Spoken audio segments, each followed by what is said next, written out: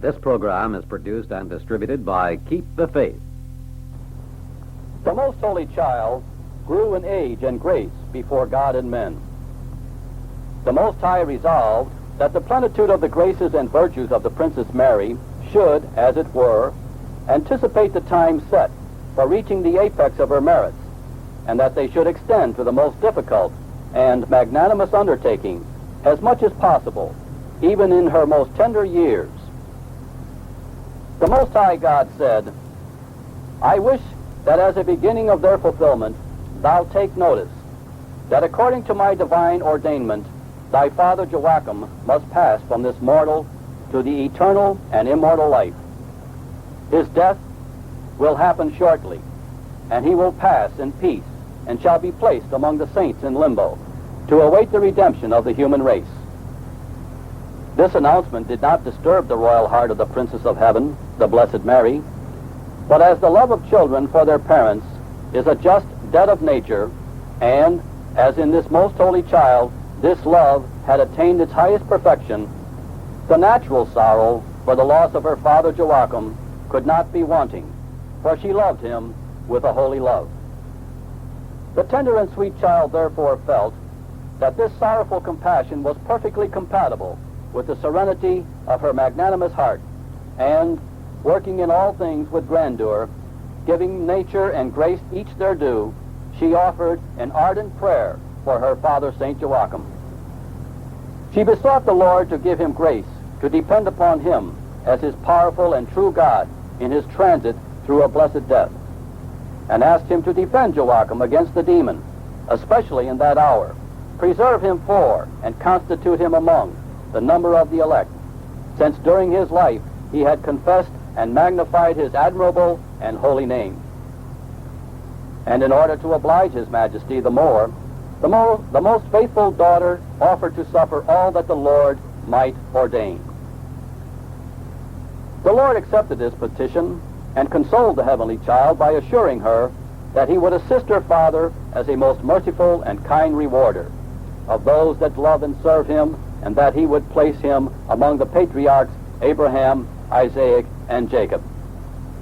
At the same time, he prepared her anew for the acceptance and endurance of troubles. 8 days before the death of the patriarch Joachim, the Most Holy Mary received another notice from the Lord, advising her of the day and hour in which he was to die. His death took place only 6 months after her entrance into the temple. Having received this notice from the Lord, she requested the 12 angels mentioned by St. John in the Apocalypse to assist her father Joachim and to comfort and console him in his sickness, which they did. For the last hours of his life, she sent all the angels of her guard, asking the Lord to make them visible to him for his greater consolation. God conceded this favor and confirmed all the wishes of his chosen and only one. And the great patriarch, most happy Joachim, saw the 1,000 angels which guarded Mary. In response to her prayer and wishes, the Almighty allowed his graces to overflow, commanding the angels to address Joachim as follows: "Man of God, Mary thy daughter has sent us in order to assist thee in this hour, in which thou must pay intercessor before the Almighty, in whose name and peace thou wilt now pass, consoled and joyous from this world, because he has made thee the father of such a blessed daughter. Although his incomprehensible majesty, on account of his hidden decrees, has not as yet revealed the sacraments and dignity in which he shall invest thy daughter, he wishes thee to know it now, in order that thou mayest magnify and praise him, and in order that the pain and sorrow of natural death may be relieved by the joy of thy spirit at this news. Mary thy daughter is chosen and ordained by the Almighty as the one in whom the divine word shall vest himself with human flesh and form. She is to be the happy mother of the Messiah and the blessed among women, the most exalted among all creatures, and only inferior to God himself. The most fortunate daughter is to restore what the human race lost by the first sin, and she is the high mountain on which is to be established and constructed the new law of grace. Since thou leavest to the world a daughter, through whom God will restore it and prepare a full remedy, do thou part from it in the joy of thy soul. And may the Lord bless thee from Zion, and constitute thee in the inheritance of the saints, and bring thee to the vision and enjoyment of the blessed Jerusalem. During these words of the holy angels to Joachim, his spouse, Holy Anne, stood at the head of his bed, and by divine disposition, she heard and understood what they said. In the same moment, the holy patriarch lost the use of speech, and, treading into the path common to all flesh, he commenced his agony in a marvelous struggle between his joy at this message and the pain of death. In this conflict of the interior powers of his soul, he made many fervent acts of divine love, of faith, of admiration, of praise, of thanksgiving, of humility, and heroic acts of many other virtues. Thus absorbed in the knowledge of so divine a mystery, he arrived at the term of his natural life and died the precious death of the saints. His holy soul was carried by the angels to the limbo of the patriarchs and just souls. And for a new consolation and light in the protracted night in which they lived, the Most High sent the soul of Joachim as the last messenger and legate of the Lord to announce to the whole congregation of the just that the dawn of the eternal day was at hand, that the morning light was breaking upon the world in Most Holy Mary, the daughter of Joachim and Anne, and that from her was to be brought forth the Son of the divinity, Christ, the Redeemer of all the human race. This great news the Holy Fathers and the just in limbo heard and received with jubilee, and in their exultation they sang many hymns of thanksgiving to the Most High. This happy death of the patriarch St. Joachim happened, as I said, about a half year after his most holy daughter Mary had entered the temple. Hence she was 3.5 years old when she was left without an earthly father. The age of the patriarch was 69 years, divided as follows. At the age of 46 years, he accepted St. Anne as his spouse. In the 20th year of his marriage, they were blessed with Most Holy Mary. And the 3.5 years of her age at his death complete the 69.5 years, a few days more or less. After the death of the holy patriarch and father of our queen, the angels of her guard at once returned to the presence of Mary and related to her what had happened in the passing away of her father. And immediately the most prudent child turned in solicitous prayers to the Lord, asking him to console, govern, and assist her mother Anne with fatherly kindness in her solitude after the death of her husband. St. Anne also sent notice of the death of Joachim to the instructress of the heavenly princess, asking her to console the child in breaking this news to her. The teacher acted accordingly, and the most wise child listened to her thankfully, concealing her own knowledge. However, it was with the patience and modesty of a queen, and of one who was not oblivious of the possibility of the event, which her instructress related to her as new. Acting in all things according to the highest perfection, she betook herself at once into the temple, reiterating her sacrifice of praise, humility, patience, and of other virtues, and progressing always with more accelerated and beautiful steps in the eyes of the Most High. As a climax of these exercises, she, as usual, requested the holy angels to concur and assist in blessing God.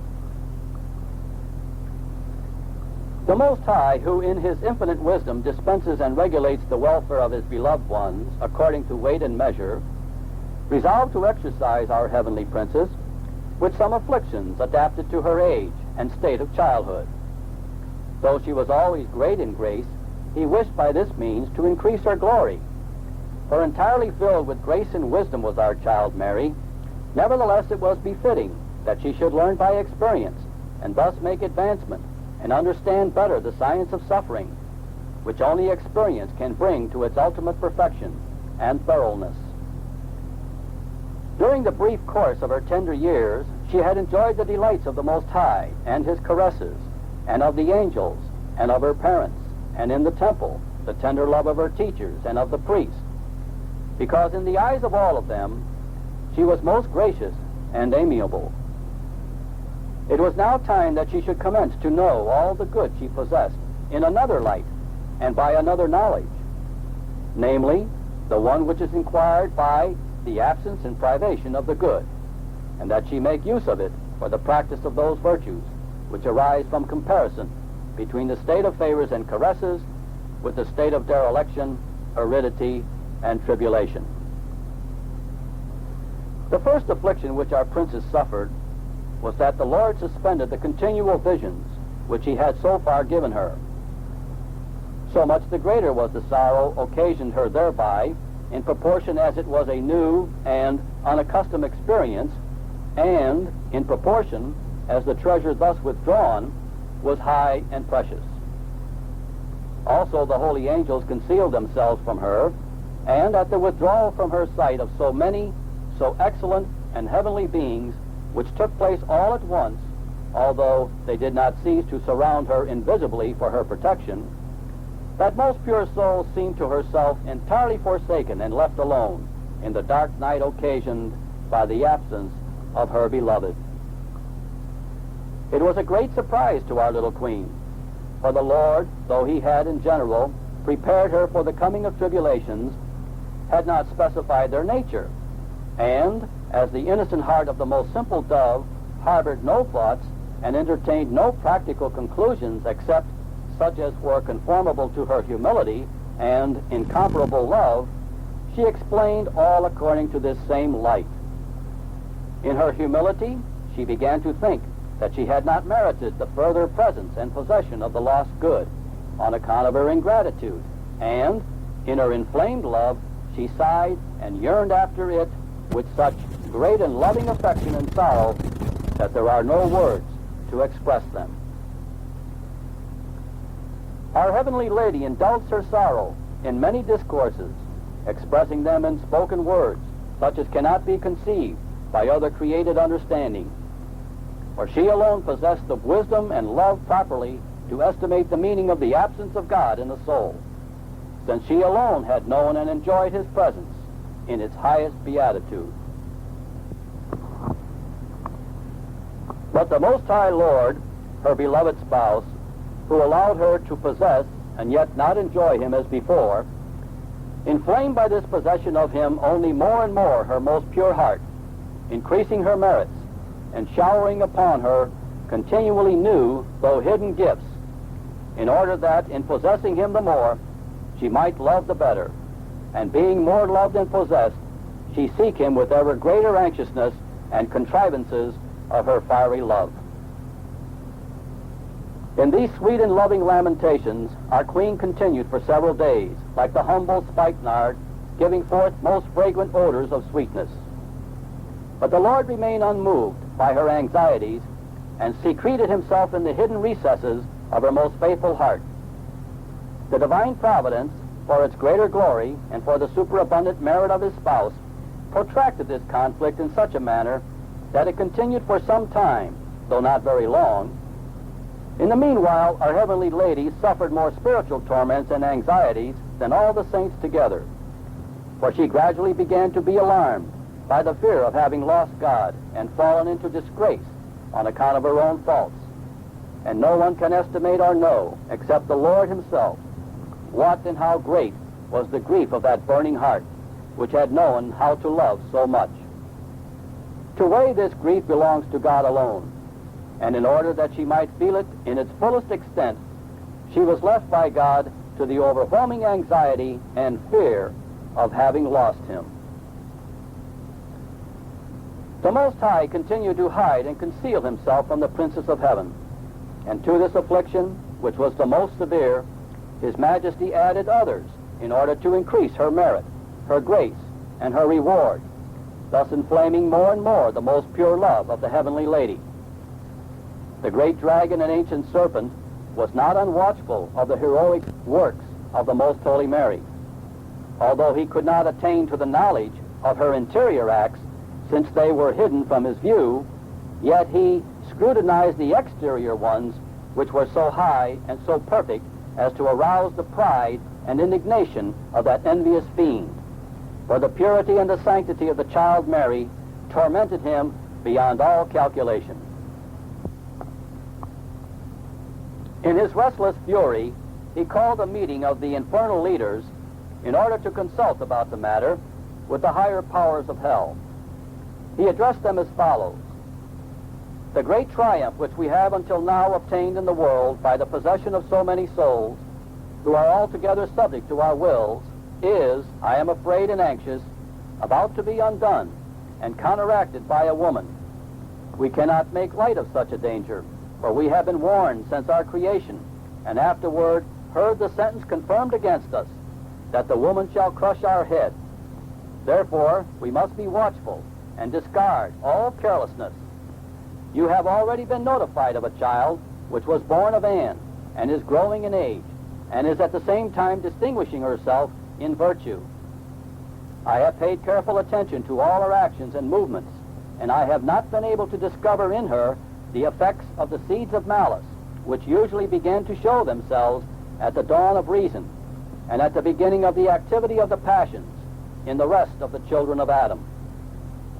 I have always seen her composed and most perfect, without being able to incline or induce her to fall into the slightest human imperfections, which are so natural in the other children. On this account I fear lest she be the one chosen as mother of him who is to become man.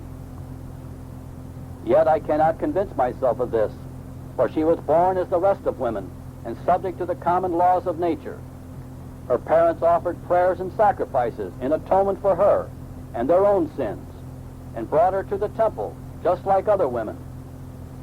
Even if she is not the one chosen as our enemy, her childhood points to great things, and her exquisite virtue and holiness gives promise of still greater things later on.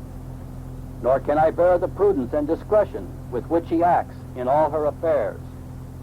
Her wisdom enrages me, her modesty irritates me, her humility annihilates me and oppresses me, and her whole behavior provokes me to unbearable wrath. I abhor her more than all the children of Adam. There is in her a special power which often makes it impossible for me to approach her. If I assail her with suggestions, she does not admit them, and all my efforts in her regard until this hour have been entirely fruitless. Hence it is important for us all that we find a remedy, and we must make the greatest exertions, lest our power be ruined. I desire the destruction of this soul more than of all the world. Tell me then, what means and what contrivances must we use in order to overcome her? I will certainly offer high and liberal rewards to anyone who shall accomplish her downfall." The matter was ventilated in that confused synagogue, convoked solely for our ruin, and one of the chiefs of the horrible council said, "Our chief and lord, do not allow thyself to be tormented by such a small matter, for a weak little maiden cannot be so invincible and powerful as all of us that follow thee. Thou hast deceived Eve, dragging her down from the high position which she held, and through her thou didst also conquer her head, Adam. Then why shouldst thou not be able to overcome this woman, her descendant, who was born after the first fall? Promise thyself even at this moment such a victory, and in order to obtain it, we will persist in tempting her, though she resist many times, and, if necessary, we will not stop at yielding some of our greatness and haughtiness, in the hope of finally deceiving her. If that does not suffice, we will try to destroy her honor or her life." Other demons added their advice and said to Lucifer, "By experience we know, O powerful chief, that to bring about the downfall of many souls, the most effective way is to make use of other creatures, and by their means we often succeed where we otherwise fail.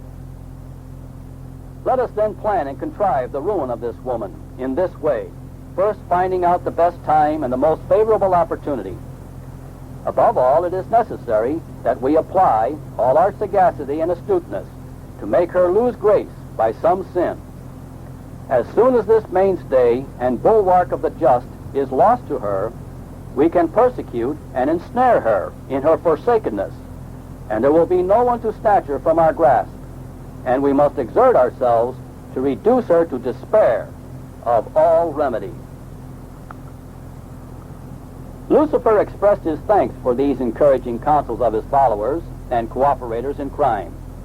He commanded and exhorted the most astute in malice among them to accompany him as leader in this arduous enterprise, for he did not wish to trust it to other hands. Although the demons assisted him, Lucifer himself, in person, was always at the fore in tempting Mary and her most holy Son in the desert, as well as during the whole course of their lives. In the meanwhile, our heavenly princess continued to sigh and grieve over the absence of her beloved, and thus the infernal squadron found her when they rushed forward to begin their temptations. But the divine power which overshadowed her hindered the assaults of Lucifer, so that he could not approach very closely to her, nor could he execute all that he had intended. By permission of God, the hellish host excited in their faculties many suggestions and various thoughts of highest iniquity and malice. For the Lord did not judge it to be alien to the Mother of Grace that she should be tempted in all things, although she was to be without sin in temptation, as was afterwards her most holy Son. It cannot easily be conceived how much in this new conflict the most pure and innocent heart of Mary suffered, seeing herself assailed by suggestions so foreign and so distant from the ineffable purity and nobility of her heavenly mind. When the ancient serpent perceived the affliction and tears of the great lady, he imagined that he had on this account more power over her, being blinded by his own pride and not knowing the secrets of heaven. Therefore, animating his infernal helpers, he said to them, "Let us persecute her now. Let us persecute her. Already it seems we are gaining our end, for she feels sorrowful, which is an opening for discouragement." In this mistaken conviction, they suggested new thoughts of dejection and despair, and they assailed her with terrible imaginations, but in vain. For as this flawless stone was struck by occasions of more exalted virtues, so also it gave forth more generously the sparks and flames of divine love.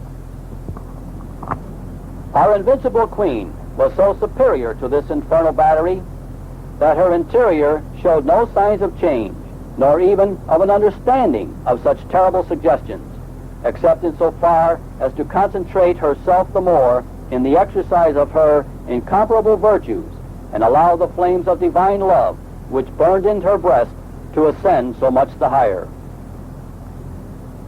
The dragon, though seeing her courage and constancy, and though feeling the force of the divine assistance, knew nothing of the hidden wisdom and prudence of our sovereign queen.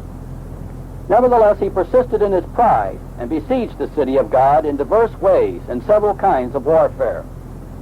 The astute enemy during this warfare often changed his engines of war, but his machinery was like the sting of a weak hornet against a diamond or adamantine wall. Our princess was that strong woman on whom the heart of her husband confidently relied, without the least anxiety lest his desires should be frustrated in her. Her adornments were fortitude, which filled her with beauty, and her vestments were purity and charity, which served her as a helmet. The unclean and proud serpent could not look upon this creature without being blinded anew in the fury of his confusion. Therefore he resolved to take away her life, and the horde of malignant spirits began to exert their utmost powers toward this end. In this attempt they spent some time, but with just as little success. The knowledge of this hidden mystery caused in me great wonder, especially when I considered the extremes to which the fury of Lucifer was allowed to proceed against the Most Holy Mary in her tender years, and when I beheld the hidden and vigilant defense and protection of the Most High. I saw how attentive the Lord was toward his chosen and only one among creatures, and I saw at the same time all hell lashed into fury against her, and exerting against her in fullest indignation such a wrath as had never till then been exerted against any other creature. And I saw the facility with which God neutralizes the infernal power and astuteness. O more than unhappy Lucifer, how much greater is thy pride and arrogance than thy strength. Very weak and helpless art thou in spite of thy high flow and pretensions. Begin to confide less in thyself and expect no such great triumphs. For a tender child crushes thy head and sends thee back, conquered in all things and altogether vanquished. Acknowledge now that thou canst do and knowest but little, since thou wast even ignorant of the sacrament of the King. Acknowledge that his power has humiliated thee by the instrument thou hadst despised, by a feeble woman, by a child in its natural weakness. Oh, how evident would thy ignorance also become in regard to men, if they would avail themselves of the protection of the Most High and of the example, the imitation, and the intercession of that victorious and triumphant mistress of angels and men. During these varying temptations and combats, the fervent prayers of Most Holy Mary never ceased. She repeated also many mysteries of the Holy Scriptures, especially passages from the Psalms, to invoke his aid against the invisible enemies. With these invincible arms, losing not an atom of interior peace, equanimity, and resignation, but rather confirming herself more therein, she raised her spirit on high, battled with, resisted, and conquered Satan, to the inexpressible delight of the Lord, and for her greater merit. This concludes side 1 of this cassette. Please fast forward to the end of this side.